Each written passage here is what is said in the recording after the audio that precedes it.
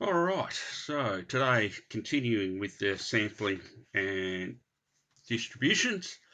So today what we're going to do is we're going to look at the shape of the sample proportion distribution. So if we take a bunch of samples, in that sample there will be a certain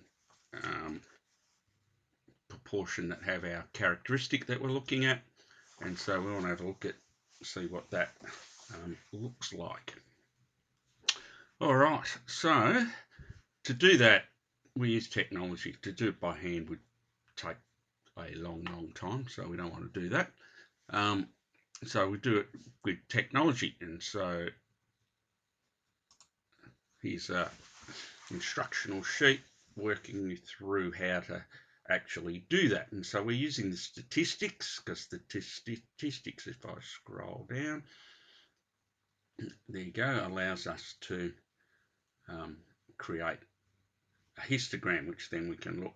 Now also with the statistics, we can also calculate some other stuff if we want, one variable statistics. All right, so this sheet I've given you, it's also on the website as well. And key part of it is this bit down here, the syntax. So rand bin, I'll find, so we then want sample size, the population proportion, the number of samples, and then to turn that into, because that's just going to tell us how many of our sample size, or whatever that is going to have that particular characteristic. So we then divide by the sample size to turn it back into a proportion. All right, so to do that, here is an example. So in a certain country, the literacy rate for adults is 68%. So when we put that in, we put it in as 0.68 proportion. All right, so it asks us to simulate 100 samples of size 25 and plot the proportion in each sample who are literate. All right, so here's what we go to our calculator. So in the statistics, here we go. Then we're going to put 100 samples. Now we don't want to do that all individually. So what we do down here is in the calc, and we put it in there, and we're going to tell it to do 100. Right, how do we go about that? So working through that sheet, keyboard, if we go to the keyboard, then you go down to the catalogue. Now, rand bin, so this is random binomial. It's binomial because there's two options. We're either literate or we're not. They're the only two options we've got. So it's rand bin, and of course that starts with R up the top here. R, here's rand bin. It's the one we're after. Whoops, that's the one we're after. Clicked it twice, just go back there. All right, so in this question, it asked, if I remember correctly, samples, 100 samples of size 25. Okay, so 100 samples of size 25. So with the syntax, we put the sample size first, 25.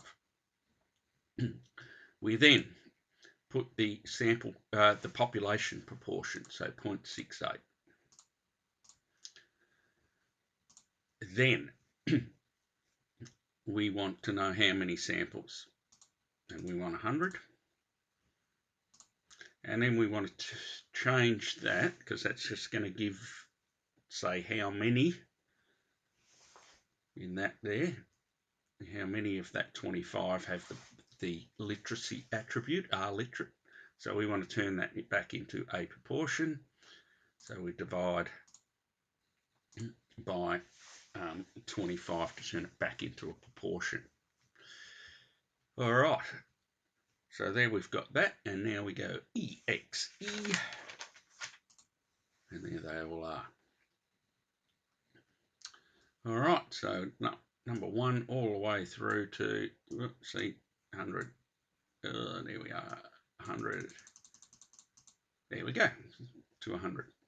All right, so now what we're going to do is we're going to ask us to plot. So now we're going to plot that. So we'll go here to this one here. Click on there. We don't want a scatter plot. We want a histogram. The histogram's we're going to be able to get the nice shape. So let's set that. It's okay. We've done that. So let's now plot our histogram. So it's going to ask us where to start. Well, we could start at 1 and we could go up by 0.10 and we could go up by this, what it says. But if you go on the list, you're going to find it's all towards the middle. So theoretically, it's between 0 and 1. The proportion, no one with being literate in that group of 25, up to 1 where everybody is, and it's somewhere in between, the proportion. So if you look, it's actually, you can go, okay, well, let's go 0.4, and because of this next bit here, it says 80% or more, which of course 80% is 0.80. I'm going to go up by 0.1s. So here we go. So up by 0.1s. And then, then I'll go, okay, and there's our histogram. And so you can see that it's almost symmetrical, isn't it?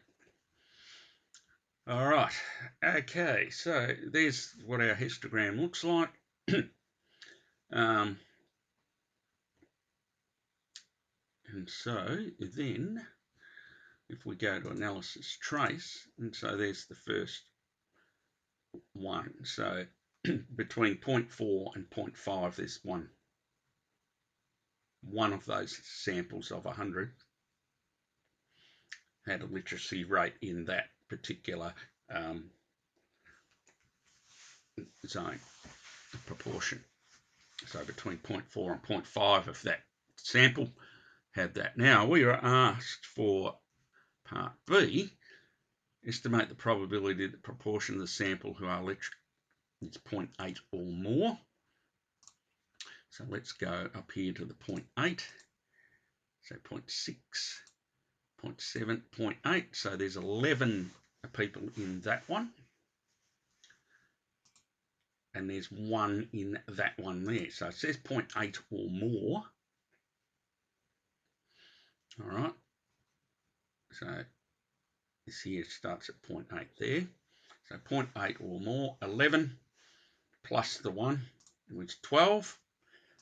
So we had, so from 0.8 to 0.9, there was 11, and 0.9 to 1, there was 1 in that. So our total number that are greater than 0.8, or greater than or equal to 0.8, was equal to 11 plus 1, which is 12, and that's 12 out of the 100 samples, which is 0.12.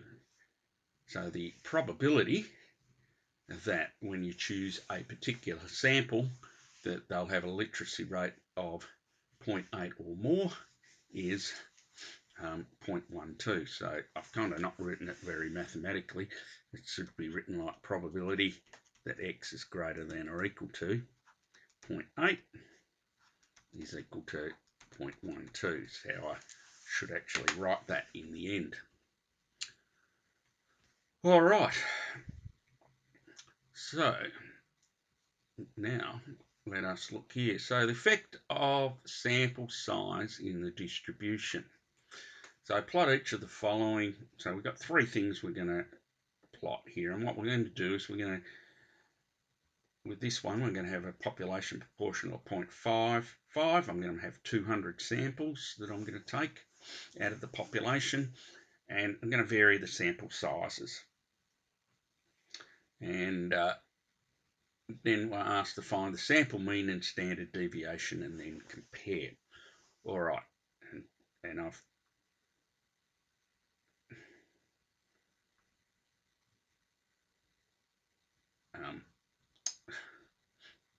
yeah, all right, sorry. So let's have a look at that. So I want to go into here. Let's resize that to get rid of that. All right, so here I'm going to edit, clear all. All right, so in here, let's just go through it again. So keyboard, rand bin. So remember, you're normally going to come up with that. Then you're going to have to go to catalog, then go to rand bin. So rand bin. Okay, the first one we're looking at is a sample size of 20. It's 0.55 is the population proportion, and I'm going to have 200 samples, and then to turn that number into a proportion, divide by 20, EXE, there we go. What I'm going to do then in list 2, while I'm here, I'm going to put the other one, so sample size of 50, 0.55 again, 200 samples, turn that number into a proportion, so our sample size is 50, so we'll divide by 50.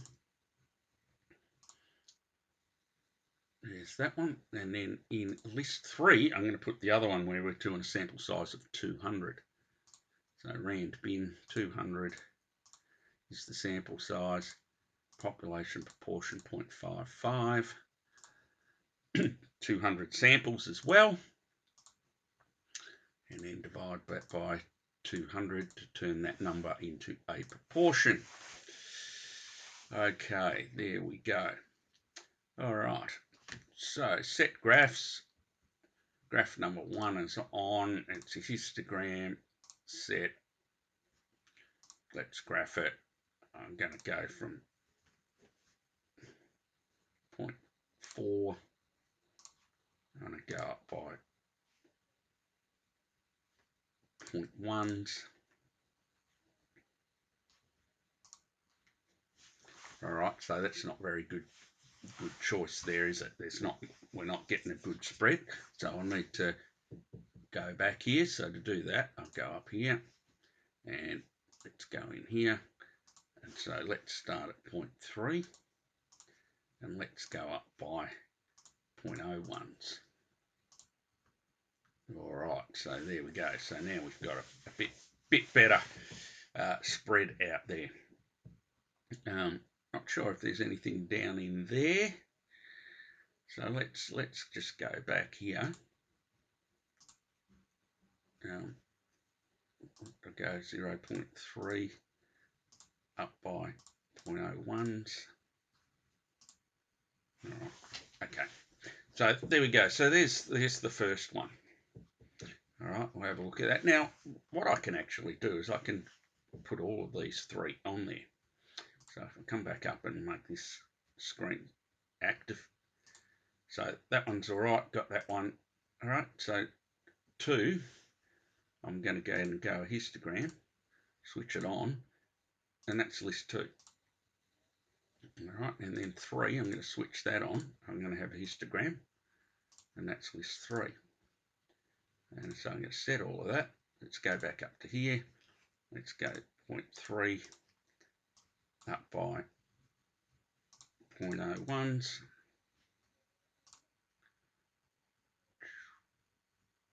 All right, and so there we go. So the first one, list 1, is the blue. The second one, so that's the sample of 20, is the blue. The next one, the sample of 50, is the red. And then the last one, the sample of 200, is the green. Now, when you have a look at that, you can see the larger the number of samples, the least the spread. And so it's coming all around in the middle here. Now, if I go to analysis and I trace around the middle here, all right, 0.44, 0.55. So as you can see, around the middle here, the bigger your sample, the less the spread. So the bigger your sample, and remember for this particular population was 0.55. So the bigger the sample, the closer you're actually becoming to the population. All right, so it might not actually be. So that's what I've said. From the sample on the video, plot shows the sample size increases, the spread of the proportion is less. All right, the plot is symmetrical about the population proportion, 0.55 in this case. All right, so remember sample of 20 is the blue, big spread. 50, spread is less. 200, the green, spread is a lot less. It is symmetrical, kind of, yeah. Certainly not skewed, so it's more symmetrical. And where's it symmetrical? It's symmetrical about here, about the middle. 0.55 is what we're looking at here. All right, so there's that. Now we can actually use these observations by looking at the mean and standard deviation of the sample proportions. So let's show you how to do that. And again, that's on this sheet. So how to draw the histograms there on this sheet, and how to find the statistics is here on the sheet. All right, so let's have a look. So make this active, calculate one variable, so list one, so this is our 20 sample size. Okay, and so we are looking at the mean and the standard deviation. So here's our mean, 0.541. Our standard deviation, we use the S1, so it's because it's a sample, 0.122. All right, so let me put those numbers down so we can then compare. So our mean was 0.122. Our mean, let me go back and just check that, 541. 541. All right, and then we can do that, and I can have a look at in for the next one. So calculate again, one variable, list two. So this is our sample size of 50, 5497 and 065. 5497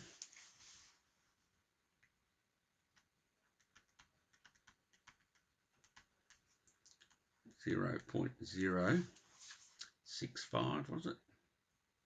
Just check. 649. 649.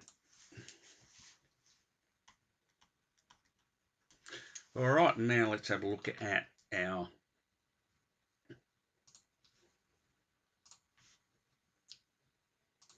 sample size of 200, which is list 3. There we are, 5498.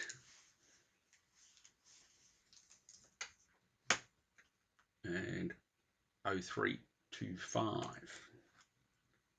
5498.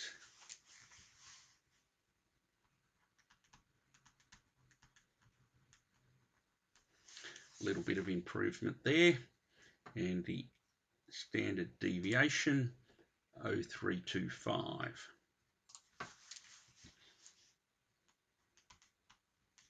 Oops. Now let me go back there. Forgot the 0.0325. All right, so as you can see, so remember in this one, the standard deviation of the population was 0.55.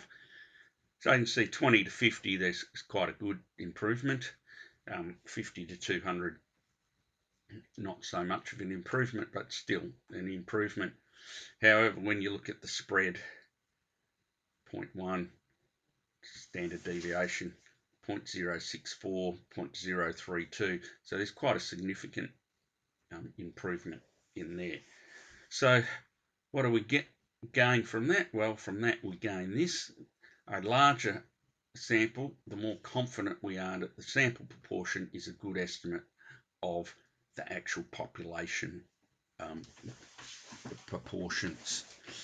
All right, so that's why when people do surveys, they say quoting some nationwide thing, you actually need to survey quite a significant number of people if you're going to get a good estimate from your sample to align with the population. All right, so that's that. Hopefully that makes some sense. I didn't fluff around too much in that one. Of course, have fun with the exercises, and if you need help, make sure you ask for it.